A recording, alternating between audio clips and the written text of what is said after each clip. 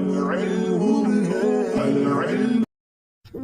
الله الرحمن الرحيم.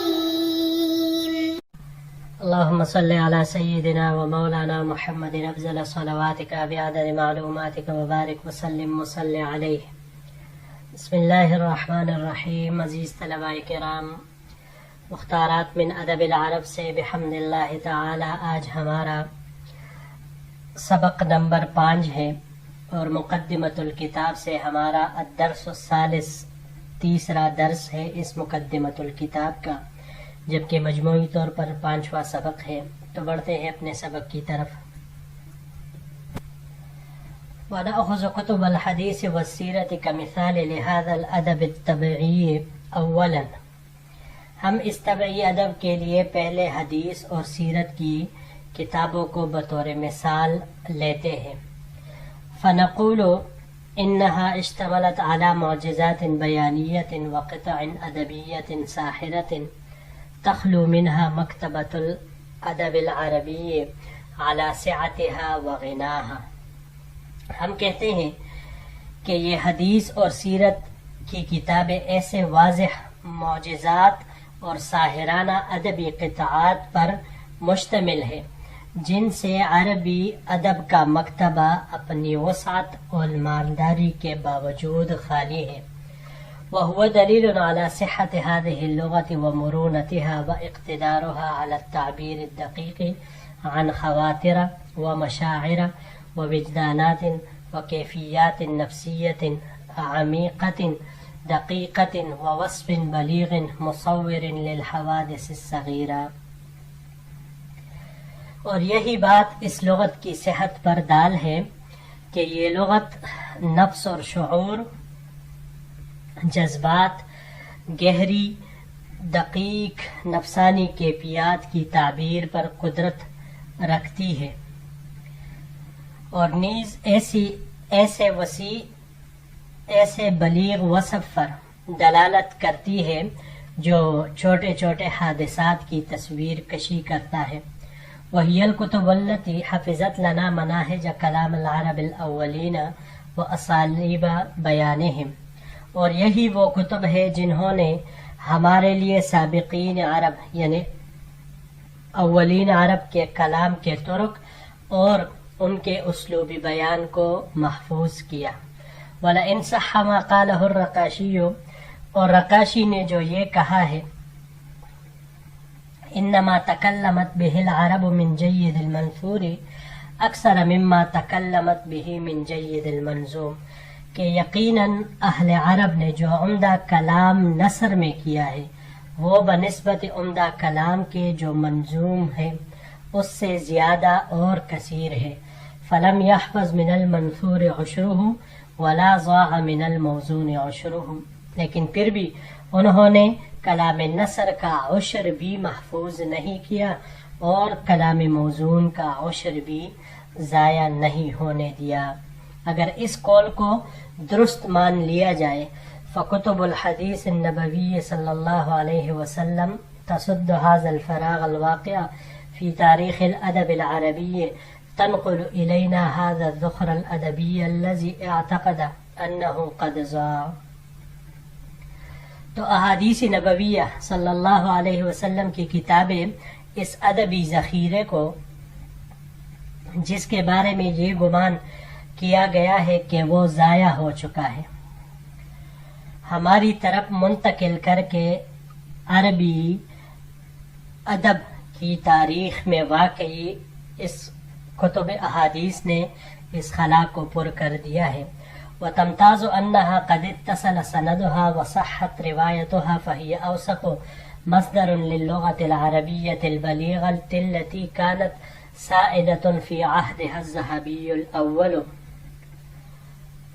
یہ کتب حدیث اس وجہ سے بھی ممتاز ہے کہ ان کی سند متصل اور ان کی روایت صحیح ہے، لہذا یہ کتب حدیث اس بلیغ عربی لغت کا قوی ترین مصدر ہے جو اپنے سنہری دور میں رائج تھی. وللادب العربی الذي كان منتشرا في جزیرۃ العرب، اور اس ادب عربی کا قوی ترین ماخذ ہے جو جزیرہ عرب میں پھیلا ہوا تھا. جی عزیز طلباء کرام، یہاں پر یہ 4 الفاظ ہیں ہمارے اس سلائیڈ میں. پہلا اس میں ہے مرونتھا، مارانا سے ہے. یہ باب نصارہ سے استعمال ہوتا ہے. اس کے مصدر 3 طرح آتے ہیں: مرنن، مرونن، مرونتن. مرنن ہو تو نرم کرنے کے معنی میں آئے گا، اور اگر مرونن یا مرونتن آ جائے تو پھر تھوڑی سختی کے ساتھ نرم ہونے کے معنی میں یہ آتا ہے. اس کے علاوہ اس کو ہم باب تفعیل سے بھی لے سکتے ہیں. تمرینن، عادی بنانا، مشق کرنا، اس معنی میں یہ آتا ہے. اور باب تفاعل سے بھی ہم اس کو لے سکتے ہیں. تمرنن، تمرنن یہ کہتے ہیں کہ انسان بتکلف خود کو دانا اور زیرک بنائے، اس معنی میں آتا ہے. اگلا لفظ ہے خواتر، جمع ہے مفرد اس کی خاطر آتی ہے. خیال کو کہتے ہیں، اور کبھی کبھی نفس پر مجازن اس کا اطلاق ہوتا ہے. مختلف ابواب سے اس کا استعمال ہوا ہے. پہلے ہم اسے باب ضربہ سے لیتے ہیں. ضربہ سے خطیرن، خطرانن دونوں مصدر اس کے استعمال ہو سکتے ہیں، ہلنے کے معنی میں یا فخر اور غرور سے ہلانے کے معنی. باب ضربہ سے ایک تیسرا مصدر خطورتن بھی اس کا استعمال ہو سکتا ہے، جو کہ باب نصارہ سے بھی آ سکتا ہے، سوجنے کے معنی میں یہ آئے گا. پھر اس کے علاوہ اس کو اگر ہم باب کرومہ سے لے لیں تو کرومہ سے خطرن، خطورتن عالی مرتبہ ہونے کے معنی میں یہ آئے گا. پھر اس کو اگر ہم باب افعال پر لے جائیں تو اخطر یخطر اخطارا، خطرے میں ہونا، اس معنی میں پھر یہ آئے گا. باب تفاعل سے لے لے تو تخاطرن مصدر اس کا آئے گا شرط لگانے کے معنی میں. اور اس کے علاوہ باب مفاعلہ تو مفاعلہ سے لینے کی صورت میں مخاطرتن، خطرے میں ڈالنے کے معنی میں آتا ہے. الزخر، زخر یہ ذخیرے کو کہا جاتا ہے. اس کی جمع ازخار آتی ہے. یہ باب فتحہ سے یہاں پر استعمال ہوا ہے زخرن، اور باب افتعال سے جو آتا ہے ازخارن تو وقت ضرورت کے لیے چھپا کے رکھنے کے معنی میں یہ استعمال ہوتا ہے. اگلا لفظ ہے جی سائدتن، سائد مذکر سائد آتا ہے اور جمع اس کی ساداتن آتی ہے. سیدہ یہ باب نصارہ سے استعمال ہوا ہے. یہاں پر سیادتن، سودن دونوں طرح کے مصدر اس کے استعمال ہو سکتے ہیں. سردار ہونے کے معنی میں، شریف ہونے کے معنی میں یہ استعمال ہوتا ہے. اور اگر باب سمعہ سے اس کو ہم لے سودن تو پھر سودن کالا ہونے کے معنی میں یہ آتا ہے. اس کے علاوہ جب ہم باب تفعیل سے اس کو لے لے تسویدن تو بھی یہ سردار بنانے کے معنی میں آئے گا، دلیر بنانے کے معنی میں بھی آ سکتا ہے. باب تفاعل سے تسودن نکاح کرنے کے معنی میں، اور باب مفاعلہ مساودتن مکر و فریب کرنے کے معنی میں یہ استعمال ہوتا ہے. جی بڑھتے ہیں اگلے سلائیڈ کی طرف.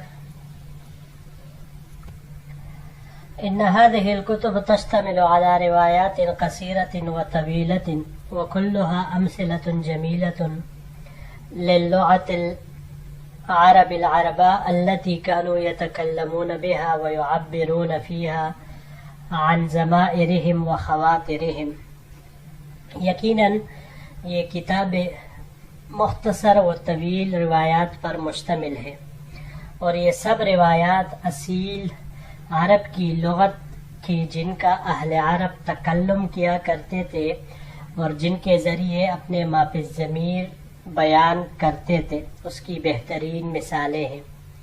وَيَجِدُ دَارِسُ الْأَدَبِ الْعَرَبِيِّ فِيهَا مِنَ الْبَلَاغَةِ الْعَرَبِيَّةِ وَالْقُدْرَةِ الْبَيَانِيَّةِ وَالْوَصْفِ الدَّقِيقِ وَالتَّعْبِيرِ الرَّقِيقِ وعدم التكلف والصناعة ما يقف أمامه خاشعا معترفا للرواة بالبلاغة والتحري في صحة النقل والرواية وللغة العربية بالسعة والجمال۔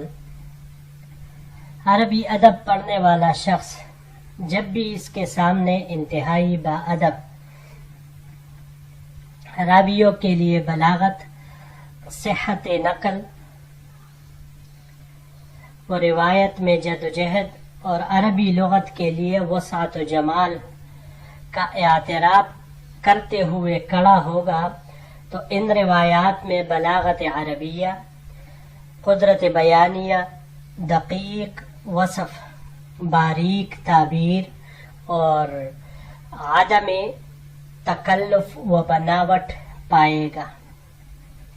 یعنی یہ تمام روایات یہ ایسی ہے کہ جو کہ بلاغت عربیہ، دقیق اوصاف، بغیر کسی تکلف، تصنع اور بناوٹ کے وہ ایسے انہوں نے فی البدیہہ بیان کی ہے کہ پڑھنے والے کو انتہائی اس کے سامنے یہ ساری چیزیں اس بات کا اعتراف کرتا ہوا نظر وہ آئے گا عربی لغت کے لیے۔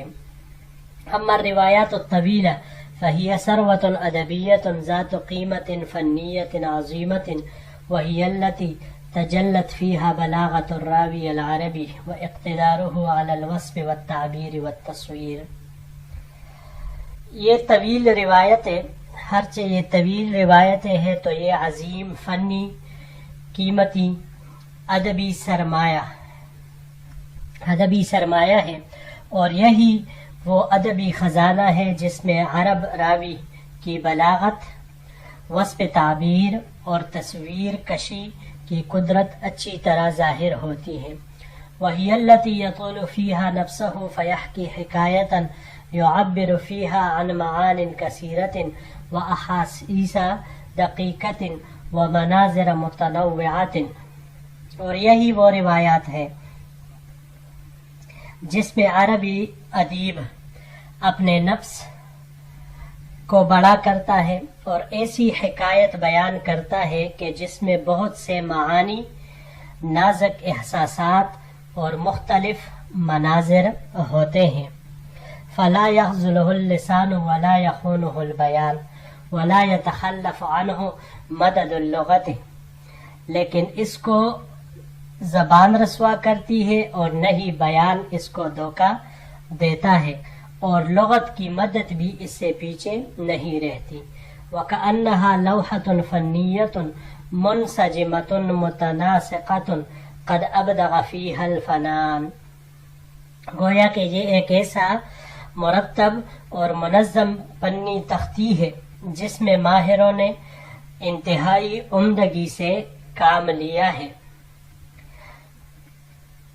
او صورت متناسبۃ قد احسن فیہا المصور کل الاحسان، اور ایک ایسی متناسب تصویر ہے جس میں مصور نے بہت ہی عمدہ طریقے سے اپنے فن کا مظاہرہ کیا ہے۔ جی یہاں پر یہ چند الفاظ ہے 5-6۔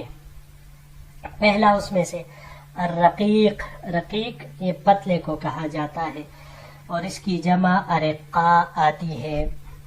یہ باب ضربہ سے استعمال ہوا ہے یہاں پر۔ رقتن مصدر اس کا رقن، رقتن دونوں طرح کے آ سکتے ہیں۔ رقن ہو تو غلام بننے کے معنی میں آتا ہے، اور اگر رقتن ہو تو پھر پتلا ہونے کے معنی میں یہ آتا ہے۔ اس کے علاوہ یہ باب افعال سے بھی استعمال ہو سکتا ہے۔ ارقاقن مصدر اس کا آئے گا، ارقاقن کا معنی ہوگا نرم کرنا، اور اگر باب تفعیل سے اس کو لے لے تو بھی یہی معنی آئے گا، ترقیقن کا نرم کرنے کے معنی میں، اور باب تفاعل سے ترققن یہ ترس کھانے کے معنی میں استعمال ہوگا.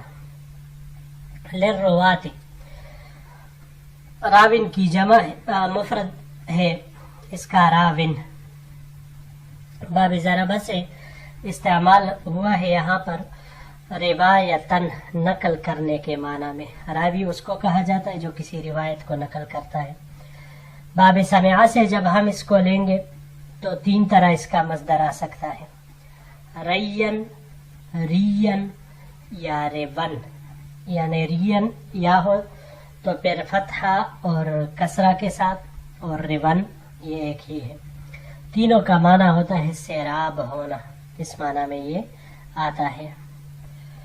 باب تفعیل سے اگر اس کو ہم لے لیں ترویتاً، تو ترویتاً کہتے ہیں سفر میں اپنے ساتھ پانی لے جانے کو. اور باب افتعال سے لے لیں تو ارتواءً مضبوط ہونے کے معنی میں یہ آئے گا. ثروتن قوم کی کثرت کو بھی کہا جاتا ہے، مال کی کثرت کو بھی کہا جاتا ہے. یہ باب نصارہ سے یہاں پر استعمال ہوا ہے ثراءً، اور باب سمعہ سے سرن. دونوں کا معنی دونوں باب سے نصارہ اور سمعہ سے بہت مال والا ہونے کے معنی میں آتا ہے. باب افعال سے اگر اس کو ہم لے لیں اثراءً، اثراءً یہ بہت مال والا ہونے کے معنی میں آتا ہے. اگلا لفظ ہے جی متنوعۃ، نوع سے ہے. یہ باب نصارہ سے نوعاً مصدر اس کا آتا ہے جھکنے کے معنی میں. یہاں یہ باب تفاعل سے استعمال ہوا ہے تنوعاً، قسموں میں بٹنا، مختلف قسموں کا ہونا، اس معنی میں آتا ہے. اور اگر باب تفعیل پر اس کو ہم لے جائیں تنویعاً، تو تنویعاً کہتے ہیں کسی چیز کو قسموں میں تقسیم کرنا، مختلف اقسام اس کے الگ الگ کر کے بنانا، تقسیم کرنا. اگلا لفظ ہے جی منسجمۃ، سجمہ سے ہے. یہ باب ضربہ اور فتحہ دونوں سے، سجمن سجومن دونوں مصدر اس کے آتے ہیں دیر کرنے کے معنی میں. یہاں یہ باب انفعال سے استعمال ہوا ہے انسجامن. انسجام الکلام، کلام کا مرتب ہونا اسے کہا جاتا ہے. اور آخری لفظ ہے متناسقۃ، نسقہ سے ہے، نسقہ. یہ باب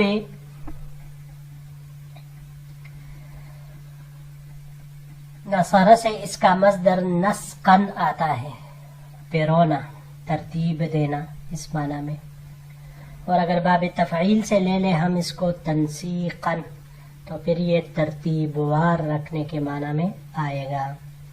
باب تفاعل سے یہاں پر استعمال ہوا ہے تناسقاً، مصدر اس کا آتا ہے منظم یا با ترتیب ہونے کے معنی میں.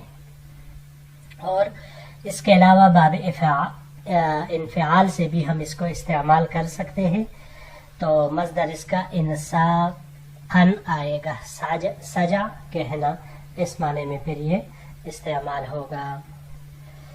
جی عزیز طلباء کرام، بحمد اللہ تعالی ہمارا یہ درس بھی اپنے اختتام کو پہنچا. انشاءاللہ العزیز اگر زندگی رہی تو اگلے درس کے ساتھ پھر آپ کی خدمت میں حاضر ہوں گے. السلام علیکم ورحمۃ اللہ وبرکاتہ.